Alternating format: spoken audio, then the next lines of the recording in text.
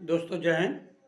आज आपको बताता हूँ, जैसे अमरूद है, अमरूद के बाद सीजन चल रहा है।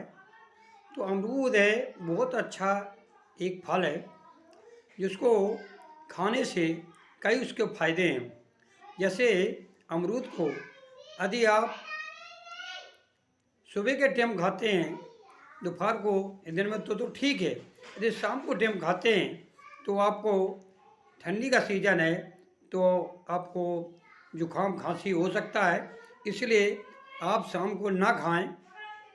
यदि आप खाते ही हैं तो उसको, अमरूद को भूंज के खाएं। थोड़ा उसको भूंज लेते हैं और थोड़ा सेंधा लाल नमक लगा के खाते हैं। कैसे भी गैस बनती है, खाना हजम नहीं होता है, पेट आपका साफ नहीं होता है, उससे आपको पेट साफ होगा, वो आपको काफ़ी अच्छा रहेगा। पेट बिल्कुल साफ हो जाएगा। वो आपको कुछ ही है, कोशिश करें कि थोड़ा अधिक ज़्यादा बीज वाला है तो बीज को इस्तेमाल कम करें।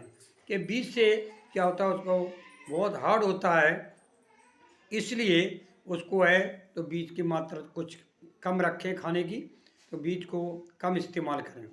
क्यों, ये बैंगन का, टमाटर का और अमरूद का जो बीज है बहुत हार्ड होता है और कोई भी इसकी पथरी होने के चांस ज़्यादा रहते हैं, इसलिए इसको थोड़ा सा बचाव करना है।